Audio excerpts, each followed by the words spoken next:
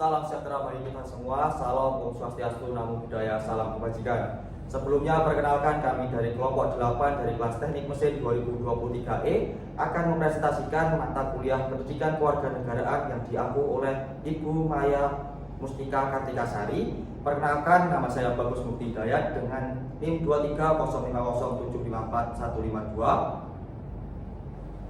Perkenalkan, nama saya Ramadaya Utama dengan nomor induk mahasiswa 230507541135. Perkenalkan, nama saya Viko Josidoritu dengan NIM 23050754138. Perkenalkan, nama saya Anang Arustali dengan NIM 23050754154.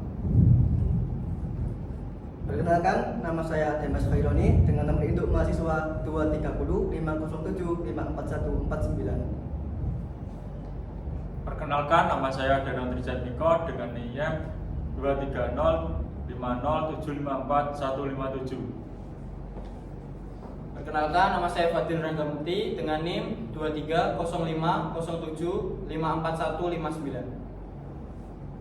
Perkenalkan, nama saya Wahyu Budi Utomo dengan NIM 2305007541150. Perkenalkan, nama saya Febrian Yasin dengan nomor NIM 2305007541148. Perkenalkan, nama saya Abdul Widanto dengan NIM 2305007541151. Baik, yang pertama ada latar belakang dari pendidikan anti korupsi yang ada di Indonesia. Meskipun Indonesia telah menandatangani konvensi menentang korupsi PBB pada tahun 2003, upaya pemberantasan korupsi di negara Indonesia belum mencapai hasil yang signifikan. Indeks persepsi korupsi atau dapat disebut dengan IPK Indonesia menunjukkan penurunan dari tahun ke tahun dengan peringkat 96 pada tahun 2017. Korupsi masih merajalela di berbagai tingkatan, bahkan melibatkan penyelenggara negara dan anggota legislatif. Praktik korupsi telah menjadi bagian dari budaya sistemik, menimbulkan ketidakpercayaan dan kekecewaan yang mendalam di kalangan masyarakat. Meskipun beberapa langkah pemberantasan telah diambil, seperti penandatanganan konvensi internasional dan pembentukan lembaga anti korupsi, dampaknya belum juga signifikan. Langkah-langkah konkret untuk pemberantasan korupsi sejauh ini belum memberikan hasil yang diharapkan, dan komitmen pemerintah terhadap tata kelola pemerintahan yang lebih baik masih dipertanyakan. Diperlukan upaya bersama dari berbagai sektor masyarakat, pemerintah, dan juga lembaga swadaya masyarakat untuk memerangi korupsi secara efektif dan memberikan contoh pemerintahan yang bersih dan akuntabel. Nah, apa sih itu korupsi? Kata korupsi berasal dari bahasa Latin, yakni corruptio atau corpus, yang memiliki arti beragam, yakni tindakan rusak atau menghancurkan. Sedangkan menurut Kamus Besar Bahasa Indonesia atau yang biasa disebut KBBI, korupsi adalah penyelewengan atau penyalahgunaan atau uang negara, perusahaan, organisasi, yayasan dan sebagainya untuk kepentingan pribadi atau pihak tertentu. Sedangkan pengertian korupsi menurut Undang-Undang Dasar Nomor 31 Tahun 1999 adalah tindakan penyelewengan kekuasaan demi keuntungan pribadi atau korporasi. Keuntungan yang dimaksud ini lebih mengarah pada hal-hal yang bersifat material seperti uang atau sejenisnya. Selanjutnya, korupsi dalam perspektif sejarah. Yang pertama, ada indikasi lain bahwa keberadaan korupsi telah ada sejak lama. Disampaikan oleh Presiden Wiyanto 2009 memberikan gambaran bahwa di India korupsi sudah menjadi masalah serius sejak 2300 tahun yang lalu. Dan kedua, dalam konteks sejarah Indonesia, praktik korupsi telah ada sejak abad ke-17 pada zaman kerajaan Mataram Islam yang diawali adanya upeti. Upeti sendiri merupakan istilah yang mengandung pengertian membayar pajak suka, rela atau tidak mengikat.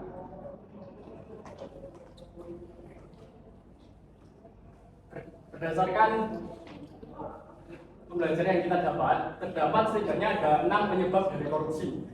Yang pertama yaitu dorongan dari internal individu, kemudian yang kedua stimulus dari luar atau eksternal individu, yang ketiga kurangnya transparansi, kemudian yang keempat adanya kurangan penegakan hukum, yang kelima yaitu gaya hidup boros dan konsumtif, kemudian yang terakhir kurangnya etika dan integritas.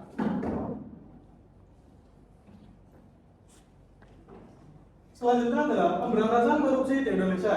Korupsi di Indonesia menjadi fenomena yang sangat mencemaskan. Karena telah semakin meluas dan merambah pada lembaga eksekutif, legislatif, dan yudikatif.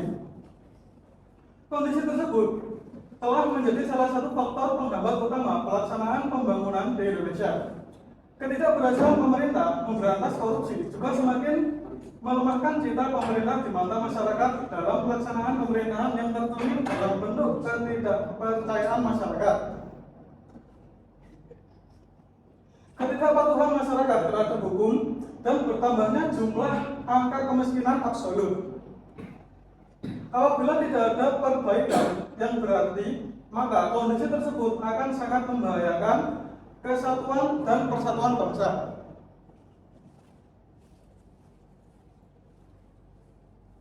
Lalu selanjutnya ada hambatan struktural. Hambatan yang bersumber dari praktik-praktik penyelenggara negara dan pemerintahan yang membuat penanganan tindak pidana korupsi tidak berjalan sebagaimana mestinya. Termasuk dalam kelompok ini diantaranya meliputi egoisme sektoral dan institusional yang menjurus pada pengajuan dana sebanyak-banyaknya untuk sektor dan instansinya tanpa memperhatikan kebutuhan nasional secara keseluruhan serta berupaya menutupi penyimpangan-penyimpangan yang terdapat di sektor dari instansi yang bersangkutan. Lalu yang kedua, ada hambatan kultural. Hambatan yang bersumber dari kebiasaan negatif yang berkembang di masyarakat. Termasuk dalam kelompok ini, diantaranya meliputi masih adanya sikap sungkan dan toleran di antara aparatur pemerintah yang dapat menghambat penanganan tindak pidana korupsi. Kurang terbukanya pimpinan instansi sehingga sering terkesan toleran dan melindungi pelaku korupsi. Campur tangan eksekutif, legislatif, dan yudikatif dalam penanganan tindak pidana korupsi. Lalu rendahnya komitmen untuk menangani korupsi secara tegas dan tuntas, serta sikap permisif atau masa bodoh sebagian besar masyarakat terhadap upaya pemberantasan korupsi.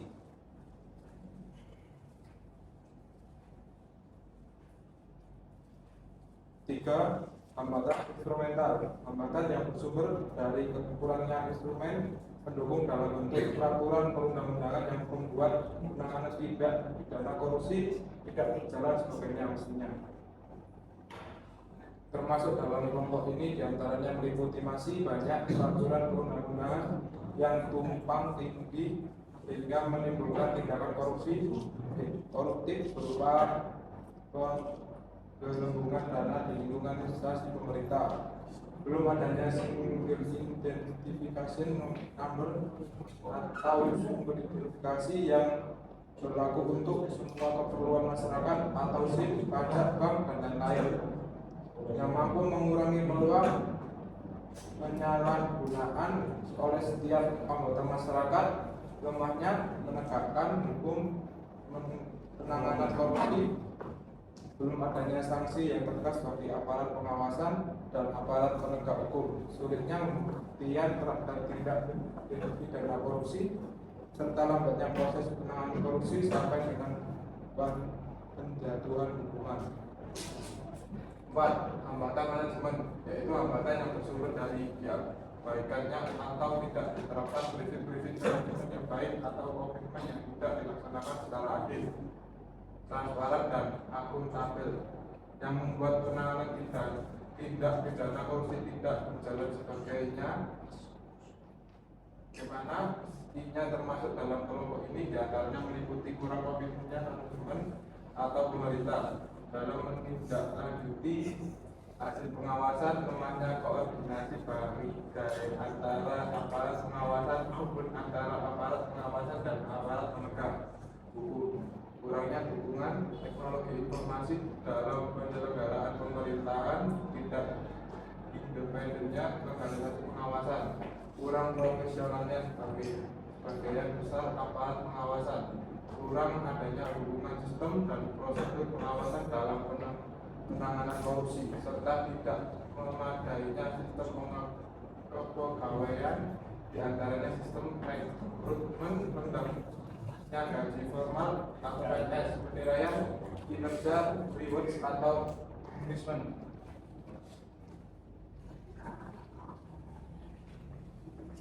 Ya, selanjutnya yaitu strategi pemberantasan korupsi. Di sini memiliki 8. Untuk yang pertama yaitu strategi pembangunan kelembagaan. Apa itu strategi pembangunan kelembagaan? Yang bertujuan ingin dicapai oleh strategi pembangunan kelembagaan ini adalah terbentuknya suatu lembaga komisi pemberantasan korupsi yang efektif. Yang kedua, strategi penindakan. Tujuan yang ingin dicapai oleh strategi penindakan ini adalah meningkatnya penyelesaian perkara tindak pidana korupsi. Yang ketiga, strategi pencegahan. Tujuan yang ingin dicapai oleh strategi pencegahan ini adalah terbentuknya suatu sistem pencegahan tindak pidana korupsi yang andal. Yang keempat, strategi penggalangan keikutsertaan masyarakat. Terbentuknya suatu keikutsertaan dan partisipasi aktif dari segenap komponen bangsa dalam pemberantasan korupsi.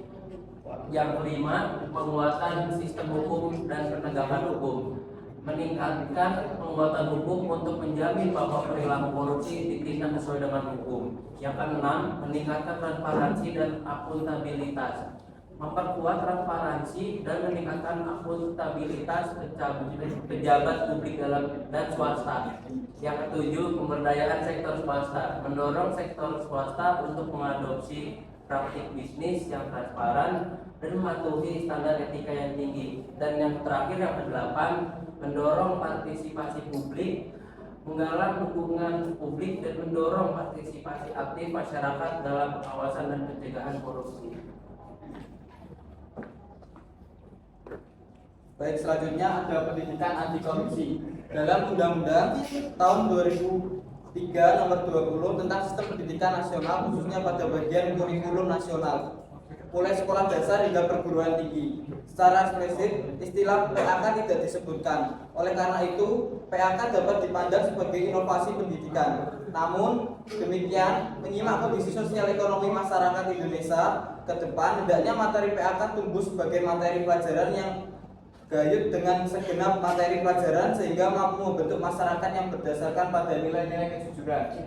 Menurut Dharma 2003 secara umum, tujuan PAK adalah yang pertama, pembentukan pengetahuan dan pemahaman mengenai bentuk korupsi dan aspek-aspeknya. Yang kedua, pengubahan persepsi dan sikap terhadap korupsi. Dan yang ketiga, pembentukan keterampilan dan percakapan baru yang ditujukan untuk melawan korupsi.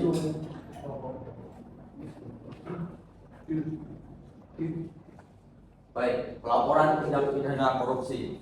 Setiap warga negara Indonesia dapat berperan aktif dalam melaporkan atau perbuatan indikasi korupsi di lingkungan sekitar. Pelaporan akan dijamin kerahasiaannya atau yang dikenal dengan whistleblower atau pelapor dapat melakukan melalui situs resmi KPK yakni www.kws.kpk.id. Pelapor diwajibkan untuk registrasi jika ingin membuat pengaduan. Diharapkan dengan aktifnya warga negara Indonesia dapat mengurangi tindak pidana korupsi di Indonesia. Baik, pantun nih teman-teman, ke kampus belajar bersama teman, belajar matkul pendidikan kewarganegaraan. Jikalau ada yang masih kebingungan, silakan bertanya dan angkat tangan. Sekian presentasi kami dari kelompok 8, kurang lebihnya mohon maaf. Wassalamualaikum warahmatullahi wabarakatuh. Demikian presentasi dari kelompok kami, kurang lebihnya mohon maaf. Semoga ilmu yang kita sampaikan bermanfaat. Saya akhiri. Wassalamualaikum warahmatullahi wabarakatuh. Yeah, Bobby Valentino.